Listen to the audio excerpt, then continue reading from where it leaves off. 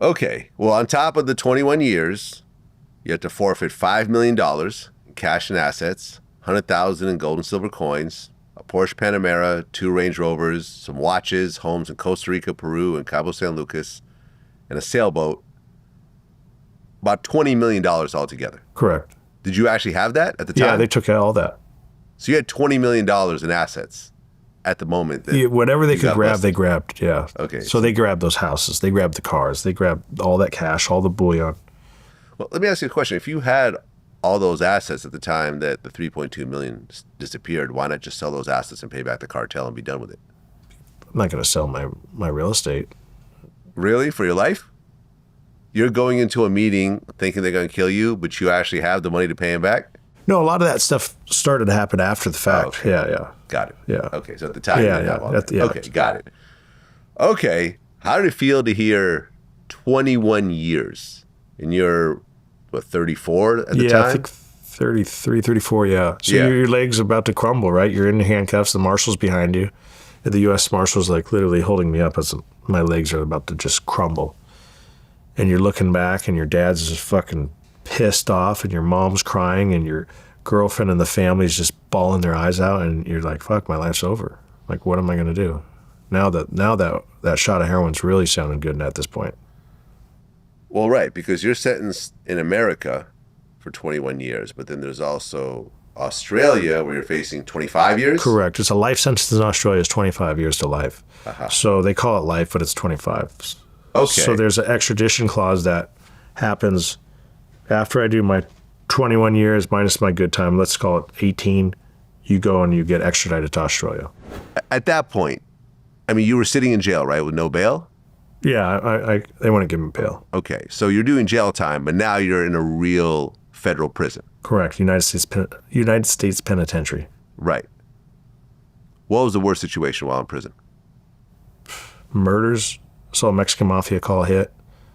Stabbed a dude, killed him. I saw 2 hangings, 2 guys hang from 3 stories. I saw a guys, when I was in MDC San Diego, 2 guys overdosed on heroin in the same cell.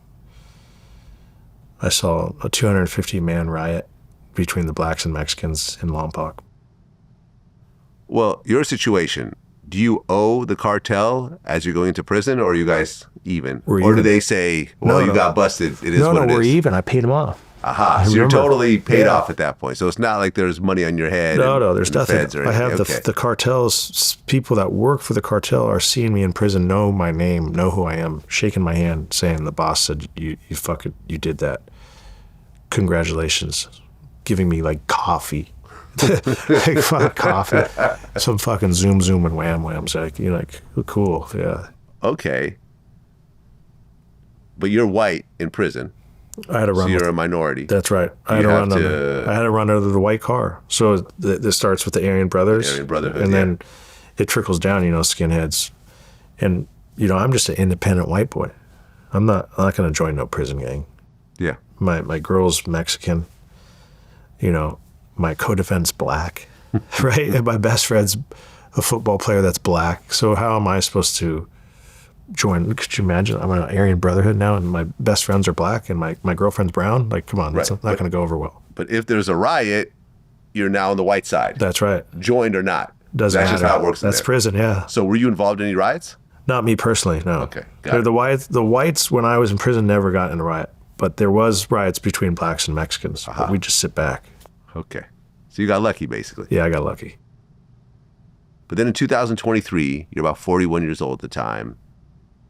Your sentence actually got reduced for what they said was extraordinary and compelling circumstances connected to the corruption allegations against your Australian lawyer. That's right. And that's where I'm supposed to tell you to watch the documentary. Mm-hmm. Right. So based on that, your sentence actually changed. Correct. And then by 2024, that next year, you actually go to a halfway house. Correct. So you serve how many years at that point? 9 years behind the fence. And then I did a year while I was in halfway house. How did it feel to walk out after only 9 years? Because you're doing 21 years. I mean, Fed time, 85%. You throw in maybe a drug program or something. Yeah. It's still a lot of time. It's not 9 years. No, you realize you won the lottery in life, and if you don't believe in God, you probably should start, because in order for this to happen, it's literally like winning a 10-team parlay. Every little piece had to work together to make this happen. And definitely I did not cooperate against the cartel. I'll just leave it like that, which is the hardest part to pull off. Right. So you get out of the halfway house, you start a new company selling ice cream. Well, yeah, I started that in prison. Okay. So in prison... You actually have some of it there, right? Yeah. So in prison, literally, I wish they looked this good in prison. But in prison, they were literally made in a peanut butter jar.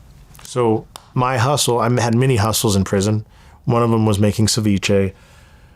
I had a store that would charge 30% markup, and I was like, man, this is just not me. And by accident, this is the craziest story. Every day I would make a protein shake. And the way I made a protein shake in prison, I would put it in a peanut butter jar, and I'd fill it up with, we get a bag of milk every day for breakfast. And I would bring the bag back of this milk, and I'd pour it in this peanut butter jar that's empty. And then I'd slice bananas, because Mondays and Wednesdays we get bananas from the chow hall, and I'd slice them up. And then at commissary, you get to buy 7 protein shakes a week. That's it, 1 a day. And I'd buy this protein shake, and I'd pour it in this milk, slice bananas, drizzle some peanut butter, I'd shake it up, and I'd put it on ice. And we don't have refrigeration, so you put everything on ice. And I put it in a mop bucket, because that's our refrigerator. A mop bucket. A mop bucket. And I put this protein shake buried in that mop bucket. And one day my cellie goes, hey, we got a problem. The ice machine's out of ice. It's broken. And we had like 2 inches of ice. I go, fuck, what are we going to do? He's like, dude, don't worry. We'll put some salt. He says, put some salt. It'll crackle. It'll get nice and cold. By the time you get back from your workout, you'll never even know that we ran out of ice. I come back, and literally I'm like, grab my shake, and it's rock hard. I'm like, fuck, man. Dude, you told me it was going to be cold. He's like, fuck, just eat it, man. Who cares? I take a spoon. I'm like, dude, it's like fucking ice cream. I said, wait a minute, it's like protein ice cream. He says, you're onto something. And he knew I was a hustler. I was like, dude, I'm going to sell this. Like, there's nobody in prison that sells ice cream, right? And then everyone in prison works out, right? So now I'm selling something that has protein in it. And they're like, you're not going to sell it. I said, I'm going to sell it. I'm going to sell it for $15 a peanut butter jar. And everyone looked at me like I was crazy. I go to my workout crew, and I made 7 that day, and I just gave everyone one. They're like, dude, this is going to sell. So that became my hustle. I remember the next day I made 14. The next day I did 21, and I'm selling for $15 a peanut butter jar. Now, guess what? I'm like, fuck, how big can we take this, right? Now I'm using everybody on my cell block making ice cream for me. They're like literally just making this shit. And Super Bowl Sunday, I made 50 ice cream at $15 a jar. I made more money than the correctional officer working the unit that day. I get out of prison. What do? I go to my Rolodex, and I remember I had a friend named Roland. He was a gambling client of mine. He was this Russian Jew from Miami. And I was like, dude, I'm going to call him. I'm going to tell him I'm out of prison. Maybe he can help me. And I had this idea, since I was making the ice cream, I was doing some background checks, and no one had a protein ice cream. And I knew Roland was a very successful entrepreneur. And I called him, and he says, man, you're out. Congratulations. What can I do? How can I help you? I said, Roland, you might think I'm crazy, but I said, I got an idea. I said, I got this footage of me making ice cream in prison. My buddy, this Ukrainian dude, used to film me making this ice cream in prison. And he told me he'd give me the content. I said, I'm making this prison in a mop bucket. I said, I've been watching this Wes Watson dude. He's making burpees and shit. I just interviewed him, actually. Did you? Yeah. I see Wes Watson. We're watching Wes Watson in prison. And he's doing all this shit inside prison, and he's recording it, but he's in the state side. And I'm like, dude, I'm in the federal side. It's a little higher level. It's different, right? People haven't experienced this. They've never seen this. And this Ukrainian dude paid $5,000 for the cell phone. It's a little more expensive, right? And he's filming me. I'm like, bro, just every time I'm making ice cream, I said, film it. I'm going to give you an ice cream. That's my gift. So I got this Ukrainian dude. He's filming me, and I'm literally sending these footages on a Google Drive when I'm in there. I get out. I'm telling my friend Roland, I said, dude, I got all this content. I said, I started this protein ice cream business, and it was booming in prison. I said, I looked up. There's nobody that sells protein ice cream. There's a Halo Top, and they have 5 grams of protein. I said, I was making protein ice cream in there, and it had like 40 grams. I said, dude, I think I'm onto something. He's like, well, why don't I put together a team?